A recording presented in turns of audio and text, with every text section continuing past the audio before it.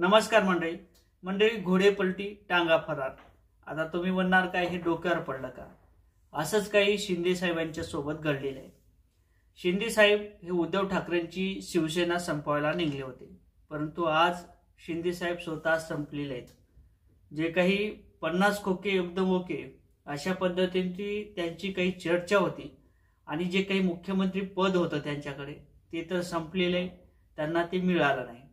आणि कुठेतरी जे काही शिंदे साहेब यांची काही शिवसेना संपवण्याच्या मागे हे कदाचित देवेंद्र फडणवीस यांचा हात असू शकतो. त्यांची चाणक्य नीती ही त्यामध्ये निश्चितच आहे, राजनीती निश्चितच आहे.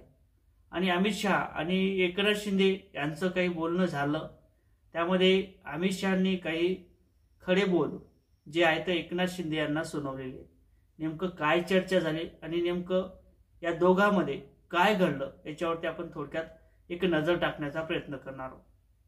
त्यापूर्वी मात्र चॅनलवर नवीन असाल तर एक वेळ चॅनलला सबस्क्राईब करून घ्या, जेणेकरून आपल्याला असे नवनवीन अपडेट या चॅनलच्या माध्यमातून, या व्हिडिओच्या माध्यमातून आपल्याला पाहायला मिळतील.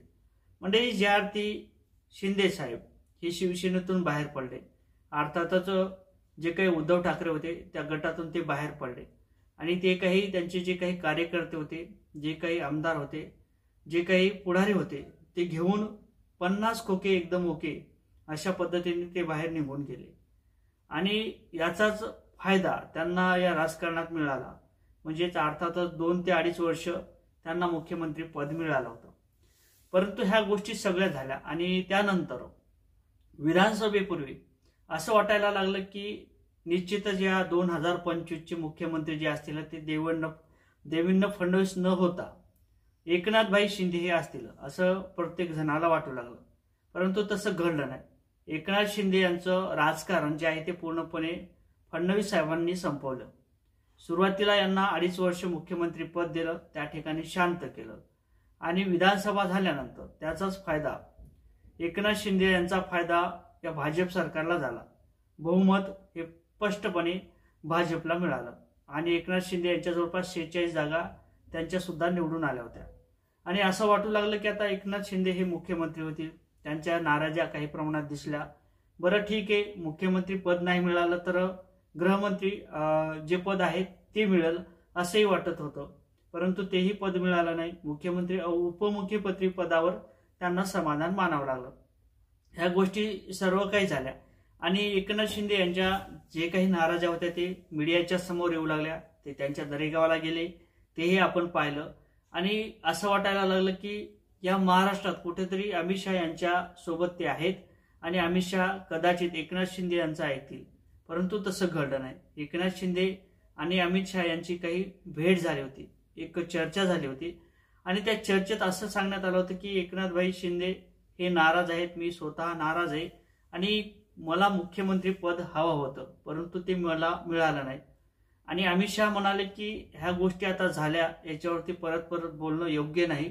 आता मुख्यमंत्री जे आहेत ते देवेंद्र फडणवीसच असणार आहे, ती परत चर्चा करून काही फायदा होणार नाही, अशा गोष्टी त्यांनी अमित शहा यांनी सांगितल्या. परंतु एकनाथभाई शिंदे यांचं असं म्हणणं होतं की विधानसभेपूर्वी माझा जे काही चेहरा वापरण्यात आला आणि जे काही लाडक्या बहिणीचा इफेक्ट असेल किंवा माझ्या मतावर ते भाजपमध्ये मोठ्या प्रमाणात सीटा निवडून आल्या असं म्हणणं होतं. परंतु अमित शहा यांनी परत एकदा खडकावलं. अमित शहा असेही म्हणाले की ते काही जरी असेल, तुम्हालाही मुख्यमंत्री पद आम्ही 2-2.5 वर्ष दिलं, कारण तर आमच्याकडे बहुमत नव्हतं किंवा ते स्पष्ट होत नव्हतं, त्या कारणाने आम्ही तुम्हाला मुख्यमंत्री पद दिलं होतं. आणि निश्चितच तुमच्यामुळे जर फायदा झाला असेल तर तुम्ही आमच्या भाजपमध्ये या. आता भाजपमध्ये इतर कोणताही बाहेरचा मुख्यमंत्री नसणार आहे. कोणत्याही पक्षात जर बाहेरून कोणी आला असेल तर ते मुख्यमंत्री होणार नाही. भाजपमध्ये तुम्ही विलीन व्हा, निश्चितच तुमच्या त्या विषयावरती सुद्धा आपण चर्चा करू, तुम्हालाही मुख्यमंत्री करू. जर तुम्हाला काही मागायचं असेल तर मागा. तर एकनाथभाई शिंदे यांनी एकच बोलले की ते मला म्हणाले की मला मुख्यमंत्री करा, बस त्या ठिकाणी ते थांबले. जर शिवसेना ही उद्धव गटाची जर शिवसेना एकनाथभाई शिंदे यांनी संपवली असेल, त्यांचा जो काही चिन्ह असेल ते सुद्धा खिचकावून घेण्याचं काम एकनाथभाई शिंदे यांच्या माध्यमातून झालं होतं. याचा फायदा त्यांना निश्चितच झाला, परंतु आता कुठे असं वाटायला लागलं की देवेंद्र फडणवीस यांची चाणक्य नीती ही कुठेतरी चालली आणि एकनाथभाई शिंदे हे पूर्णपणे संपलेले आहे।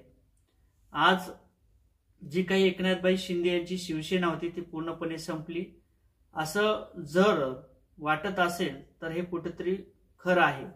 आणि ज्या पद्धतीने एकनाथभाई शिंदे गटातून बाहेर पडले, उद्धव गटातून बाहेर पडले, टांगा पलटी घोडे फरार अशा पद्धतीचं काही वक्तव्य हे झालं होतं।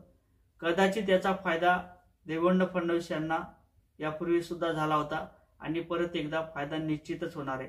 कारण तर देवेंद्र फडणवीस अशी व्यक्ती आहे की ती कोणालाही महाराष्ट्रात वरी जाऊ देणार नाही असं या दृश्यातून दिसत आहे।